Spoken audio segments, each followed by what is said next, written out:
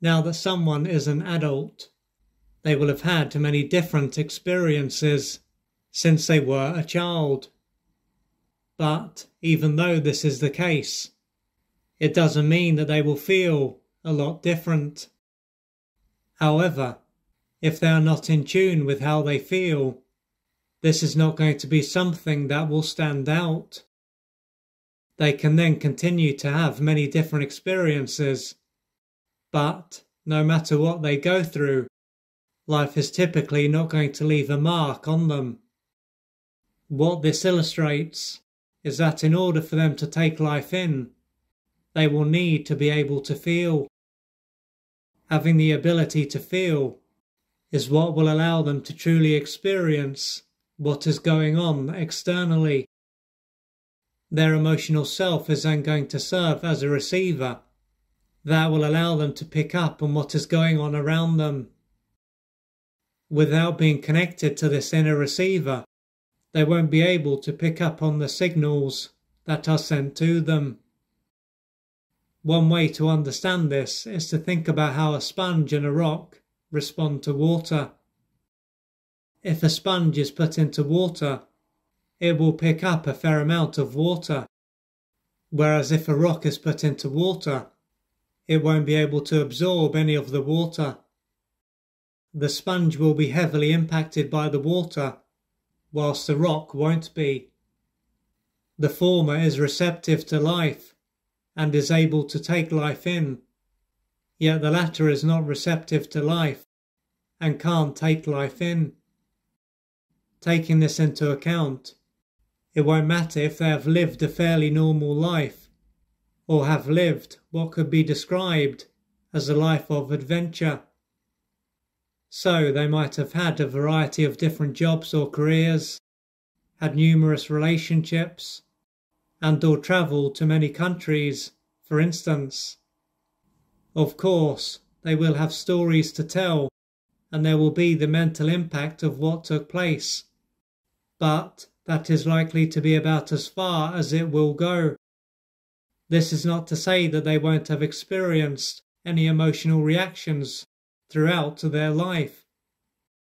No, it is that these will generally not have been deep, emotional reactions. Along with this, how they have reacted is likely to have been influenced by feelings from their past. In other words, their present will have unlocked feelings that they have carried since they were a child.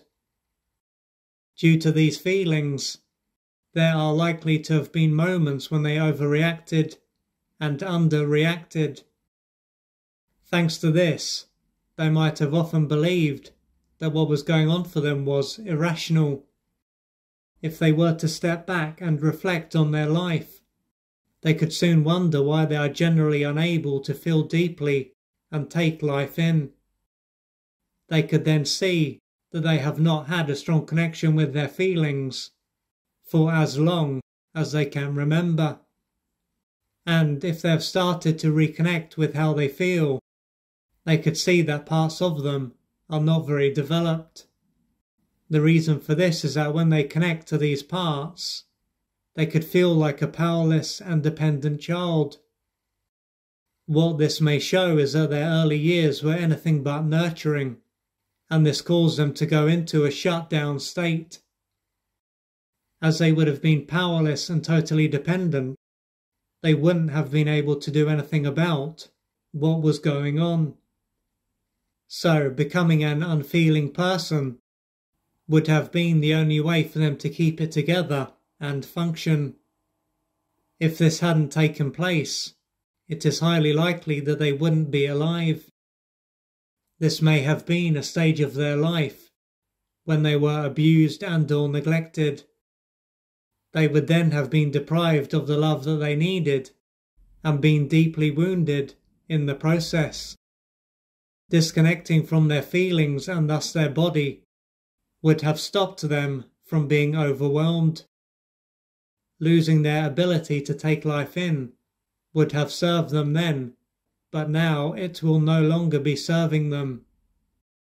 For them to be able to take life in, it will be important for them to face and work through the pain that is inside them.